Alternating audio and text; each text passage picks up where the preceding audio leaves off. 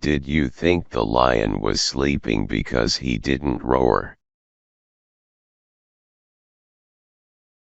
Only those who have the patience to do simple things perfectly will acquire the skill to do difficult things easily. There are 3 lessons I would write. 3 words, as with a burning pen. In tracings of eternal light. Upon the heart of men. Have hope. Though clouds environ round, and gladness hides her face in scorn, put thou the shadow from thy brow. No night but hath its more. Have love. Not love alone for one, but man as man thy brother call, and scatter like the circling sun thy charities on all. Be noble-minded. Our own heart, and not other men's opinions of us, forms our true honor. Man only plays when he is in the fullest sense of the word a human being, and he is only fully a human being when he plays.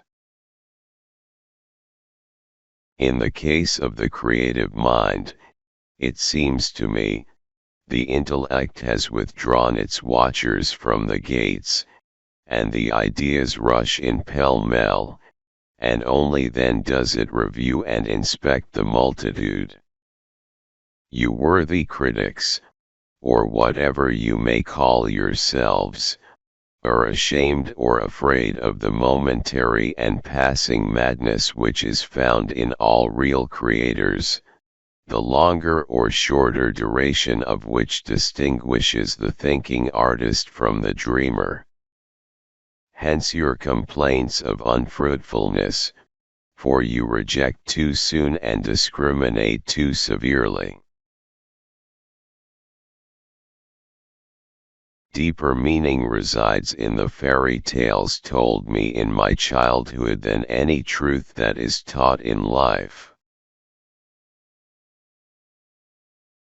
Curious, the prince continued, after a deep silence, is it possible never to have known something, never to have missed it in its absence, and a few moments later to live in and for that single experience alone? Can a single moment make a man so different from himself?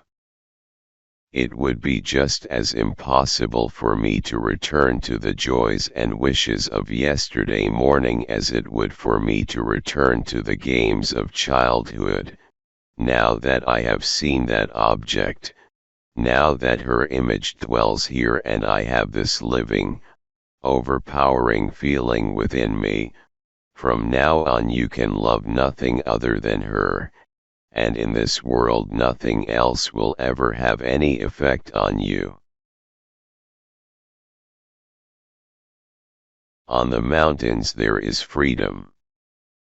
The world is perfect everywhere, save where man comes with his torment. You could be happy without me, but not become unhappy through me. This I felt alive in me, and thereupon I built my hopes.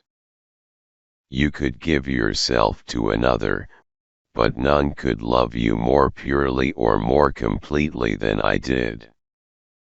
To none could your happiness be holier, as it was to me, and always will be. My whole existence, everything that lives within me, everything, my most precious, I devote to you, and if I try to ennoble myself, that is done, in order to become ever worthier of you, to make you ever happier. but how is the artist to protect himself against the corruption of the age which besets him on all sides?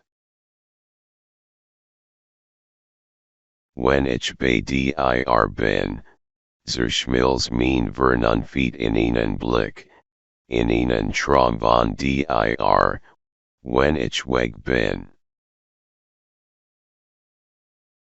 The concrete life of the individual is destroyed in order that the abstract idea of the whole may drag out its sorry existence. It was civilization itself which inflicted this wound upon modern man.